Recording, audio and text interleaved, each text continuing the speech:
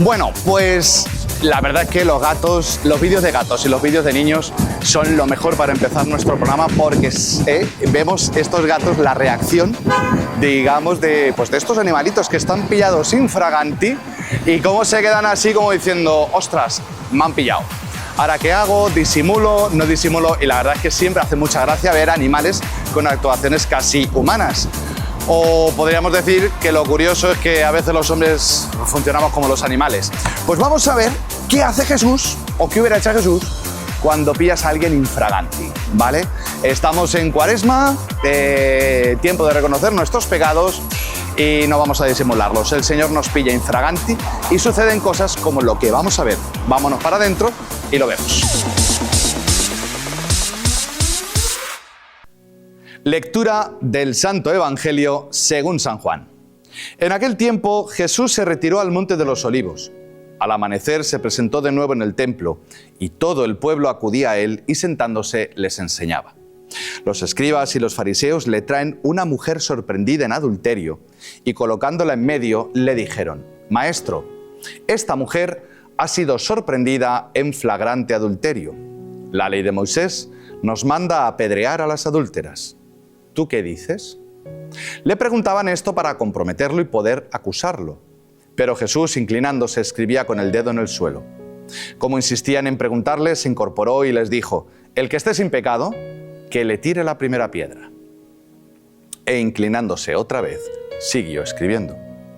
Ellos, al oírlo, se fueron escabullendo uno a otro, empezando por los más viejos, y quedó solo Jesús con la mujer en medio que seguía allí delante. Jesús se incorporó y le preguntó: Mujer, ¿dónde están tus acusadores? ¿Ninguno te ha condenado? Ella contestó: Ninguno, Señor. Jesús dijo: Tampoco yo te condeno. Anda, y en adelante no peques más. Palabra del Señor. Gloria a ti, Señor Jesús. Bien, pues, como decíamos, los animales y los niños nos dan unos vídeos estupendos, sobre todo para echar unas risas y nosotros nos gusta cogerlos para empezar nuestros programas, porque, hombre, si tú quieres poner vídeos o ejemplos de alguien que pillan infraganti, pues muchas veces nos encontramos adulterios, pero vamos a ver que cuando a alguien lo pillan infraganti, es que, son de las veces, yo creo que de esas meteduras de pata que todos hemos hecho, donde nos quedamos así como decir, mira, no voy a intentar ni arreglarlo, ¿vale? O sea, no lo voy a intentar arreglar. Y aquí nos encontramos con una mujer sorprendida infraganti en flagrante adulterio, o sea, la han pillado. Que no es que, oye, me han dicho que, parece que, me cuentan que... No, los han pillado. Ahora, llama la atención que solo la traen a ella. Sabemos que para que haya un adulterio hace falta dos. A partir de ahí, sobre este evangelio se ha escrito tantísimo, que de hecho hay de los comentarios que dicen, ¿dónde estaría el varón con el que ella estaba adulterando? Dice, pues muy posiblemente se podría haber escabullido o disfrazado en medio de toda esa multitud que la quiere llevar y la llevan delante de Jesús para ver si la apedrean. Y dice, porque el ser humano es así de hipócrita. O sea, puedo yo cometer algo que condeno en otros, ¿no?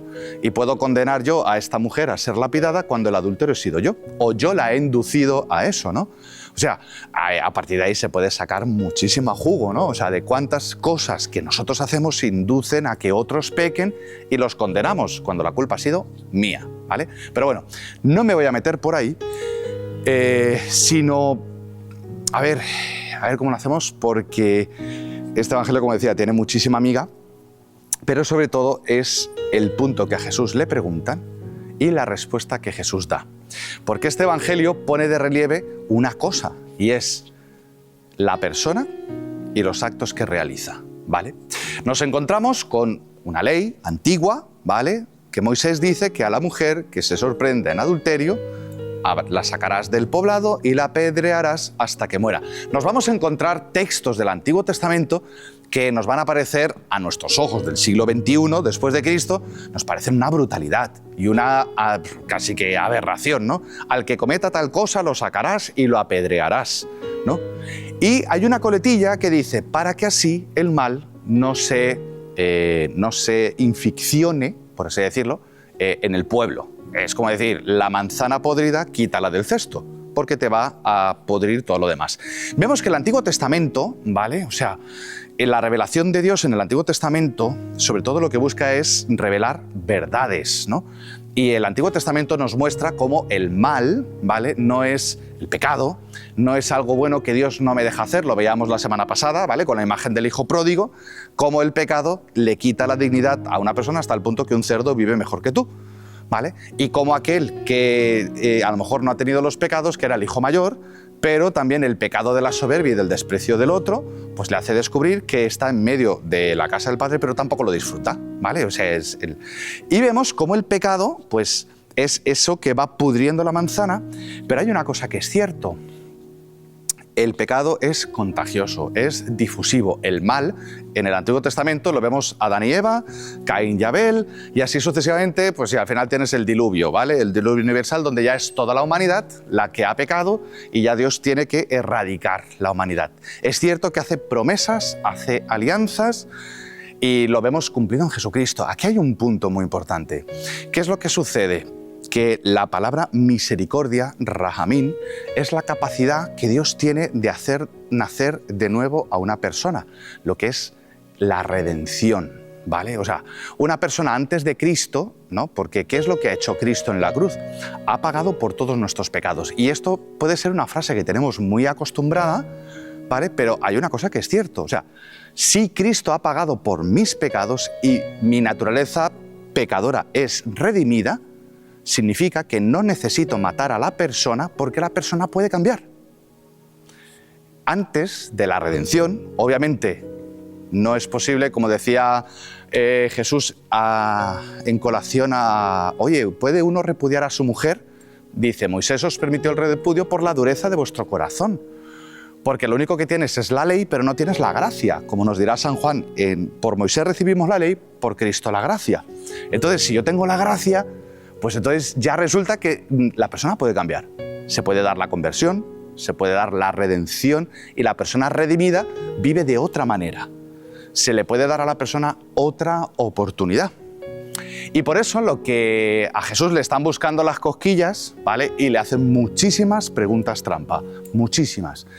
Oye, ¿el denario del impuesto lo damos al César o no? Etcétera. Y a mí me encanta, ¿vale? A mí me encanta cómo Jesús lo quieren poner entre la espada y la pared, ¿no? Y saca el capote y torea, pero vamos, como el mejor.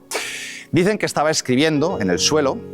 Ese también es un gesto que da mucho y ha dado mucho para escribir. ¿Qué es lo que está haciendo Jesús? ¿Se está haciendo el tonto? ¿Se está haciendo como el que no oye? ¿Qué estaba escribiendo? ¿Estaría escribiendo los mandamientos? No lo sabemos, ¿vale? O sea, ¿qué estaba haciendo Jesús mientras escribía en el suelo? No lo sabemos. El caso es que le están preguntando, oye, la ley nos dice que tenemos que apedrear a las mujeres. ¿Tú qué dices? Sobre este evangelio se han hecho muchas interpretaciones. Y es cierto que el Papa Francisco, en sus últimos discursos, ha hablado, y es cierto, ¿no? O sea, en la Iglesia cabemos todos. Y efectivamente, ¿no? Luego después, en sucesivos discursos, decía, en la Iglesia cabemos todos. Y es cierto, o sea, si os fijáis el confesionario, mira, Antonio, enfoca un poquito para el confesionario que tenemos aquí. Los confesionarios están dentro de las iglesias, ¿vale? O sea, si realmente para entrar en la Iglesia fuera necesario un estado de gracia previo, obviamente, pues el confesionario no lo tendríamos aquí dentro, sino que lo tendríamos en la puerta. Pero precisamente una vez que ya estamos dentro, como dice el Papa, en la Iglesia cabemos todos, decía el Papa Francisco, ya una vez dentro, pues ahí es donde está Cristo, que nos viene a decir esto. O sea, yo no te condeno, vete y no peques más. ¿Qué es lo que sucede? Que tenemos a veces una concepción de la misericordia donde pues la persona no tiene que cambiar y donde todo vale, ¿no? O sea, y es cierto que Jesús no condena a la adúltera, pero tampoco le dice, ¿no? Podría decir, bueno, yo no te condeno, pues vete a buscar el muchacho con el que estabas y consuma tu adulterio, ¿no? Tampoco Jesús dice, hombre, hay que ver la pobrecita, pues a lo mejor su marido, ¿no? Las circunstancias que le han llevado a cometer el adulterio. Si os fijáis, a él le están preguntando si a la adúltera hay que apedrearla o no. Y Jesús no dice que el adulterio es bueno, Jesús no dice la ley hay que cambiarla, sino que lo que está diciendo es, ¿quién de vosotros puede ser juez para ejecutarlo?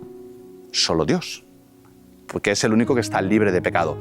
Y ahí es donde Él dice, yo no te condeno, te llamo a la conversión, vete y no peques más. Ahí es donde Cristo hace, pues quizá lo más difícil, que es separar la persona del pecado.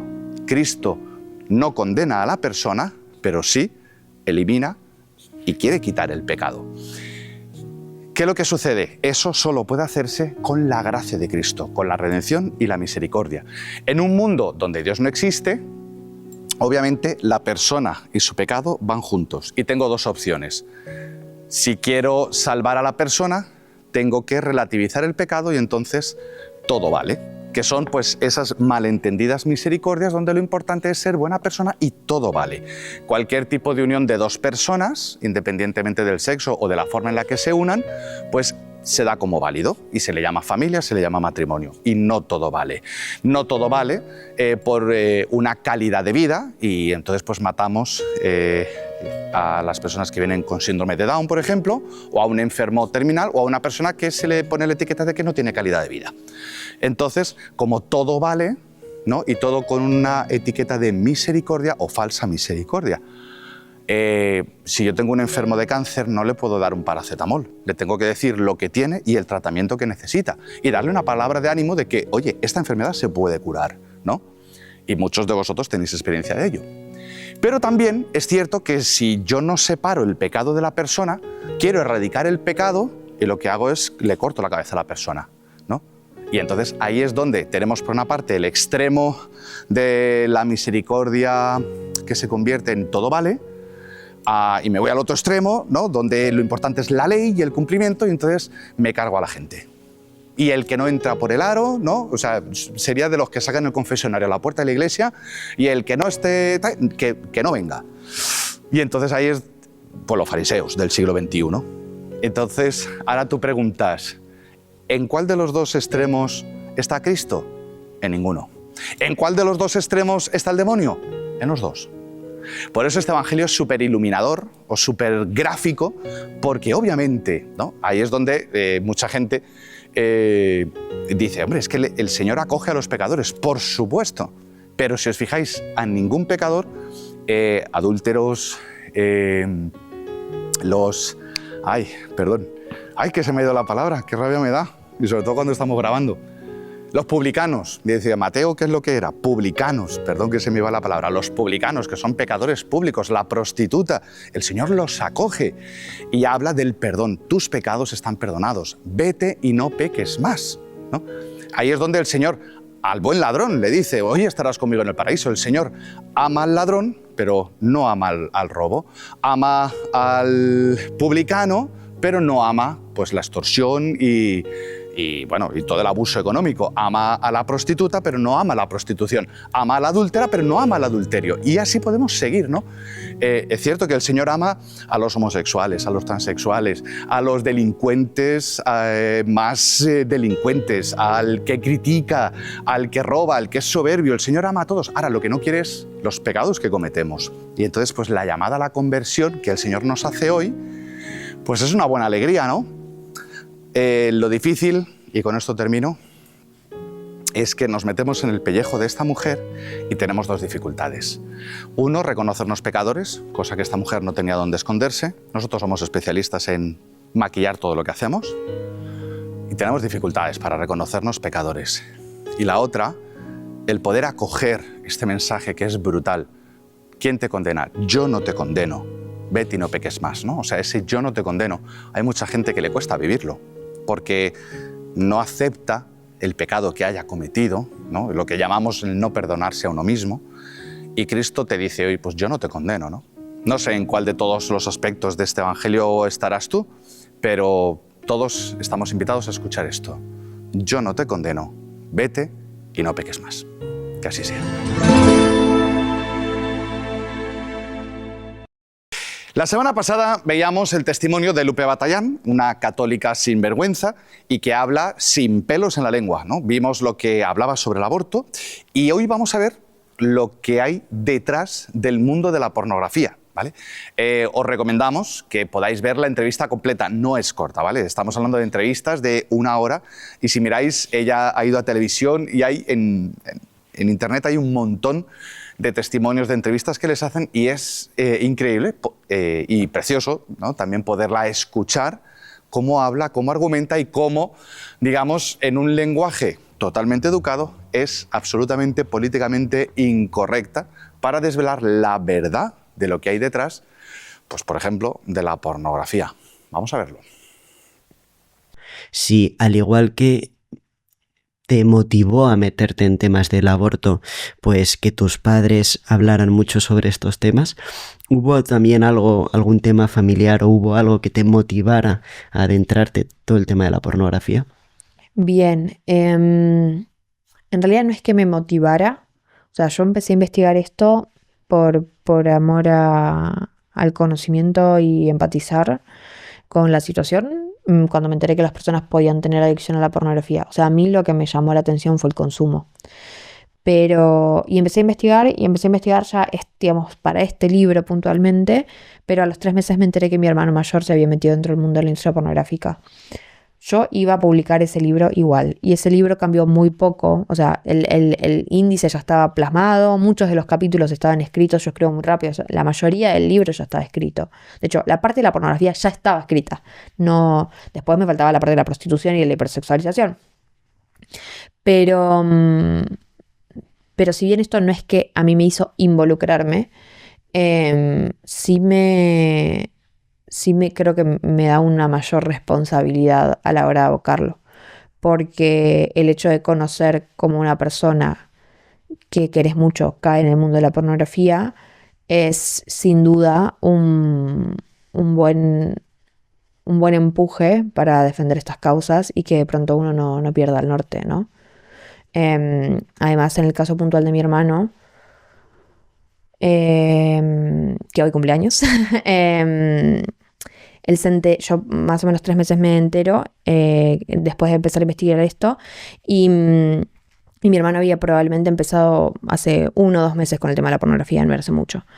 Y cuando nos enteramos, obviamente el escándalo familiar y demás, y al año de estar dentro de la industria pornográfica, mi hermano, por la industria pornográfica, la forma de cuidar que no haya propagación de enfermedades de transmisión sexual es hacer pruebas cada 2 semanas.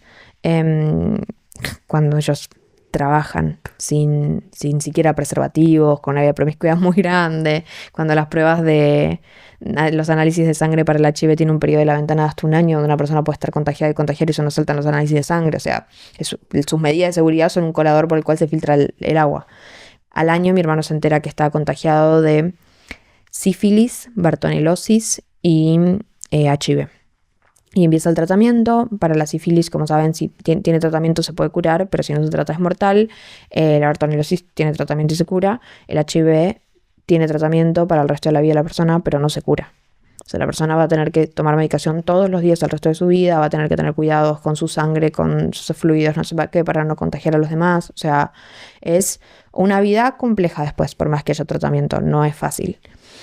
Siempre va a tener que andar cuidando que no se le disminuyan las defensas y demás. Bueno, al año mi hermano se entera de que está contagiado.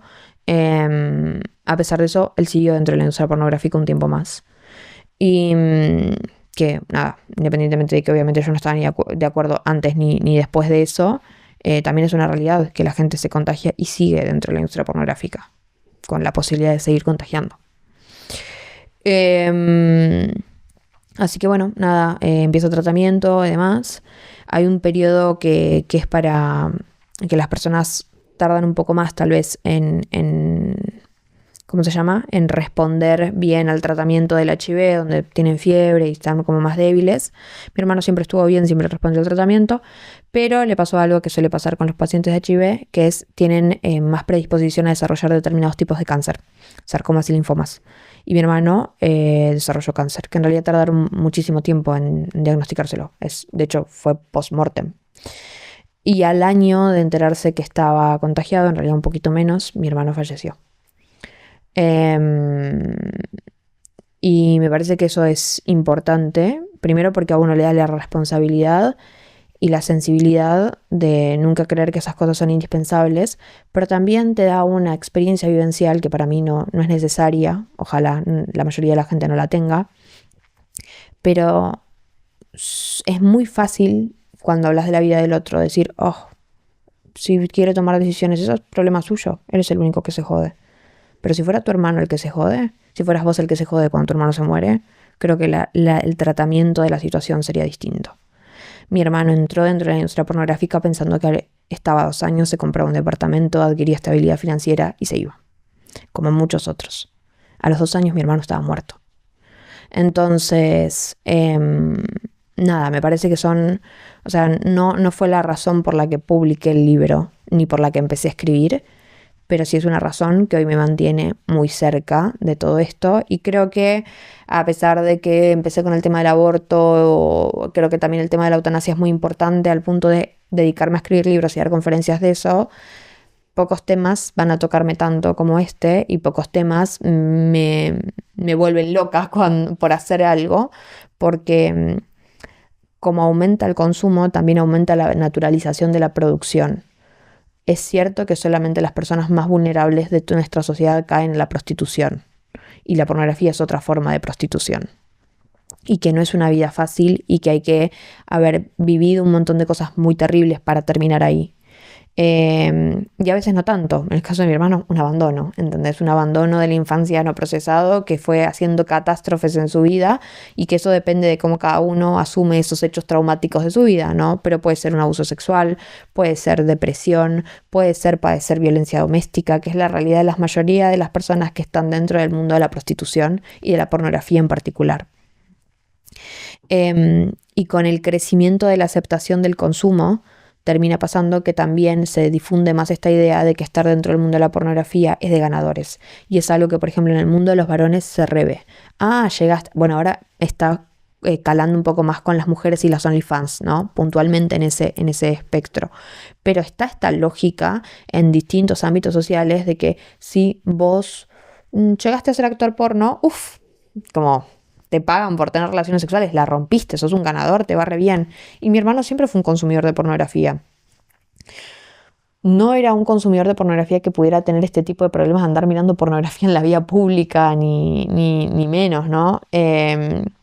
Pero fue una persona que naturalizó la pornografía desde muy chica, y cuanto más naturalices, más gente vas a tener que vayan a caer en esas circunstancias. Y lo cierto es que la práctica de mirar pornografía está tan extendida que hoy casi nadie puede poner las manos en el fuego por el otro y decir, no, esta persona no mira o no miró, ¿no? Decir, no, mi familia, como yo los crié muy bien a mis hijos, esto no va a pasar. ¿Qué sabes? Mis papás pensaron que tampoco iba a pasar, y veníamos de una educación muy buena todos, muy con los valores afianzados. Mi hermano era súper provida, estaba en contra de la ideología de género, todo lo que quieras, pero en esa cayó, porque no podemos advertir la fragilidad del otro, pero una forma también de defender es hablar sobre esto, no pasar indiferente, decir, no, bueno, como a mí esto no me va a pasar, mejor me quedo en la comodidad de no hacerme cargo del problema.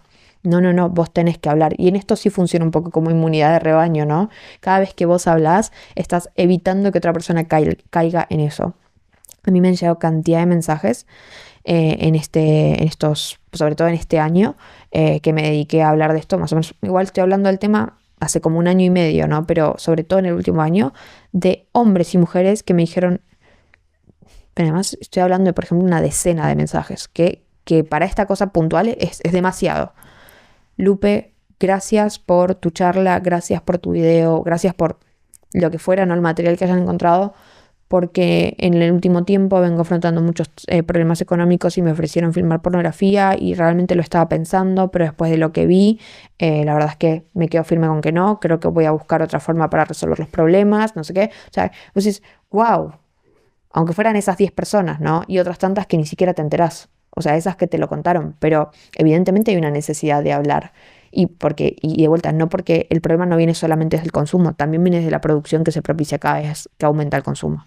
Bueno, pues hasta aquí nuestro programa Infraganti, ¿vale? Hemos visto, fantástico, cómo Jesús torea las situaciones de pecado, ¿no? Para separar el pecado, salvar al pecador y condenar el pecado. Así que bueno, lo dejamos por aquí, nuestro programa de hoy. Y bueno, sabéis que nos vemos todas las semanas. Gracias a 7 Televisión, que nos abre este espacio semanal, pues nos vemos todas las semanas. Y nos vemos en la tele la semana que viene.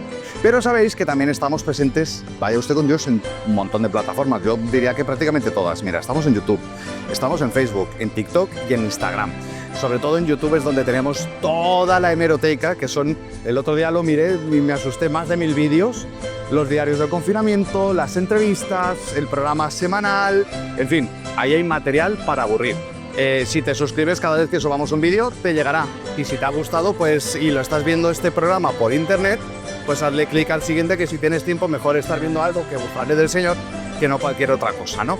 Así que nada, nos despedimos hasta pues o el próximo vídeo o la semana que viene, según nos estéis viendo, y será siempre una alegría. Hasta la próxima y vaya usted con Dios.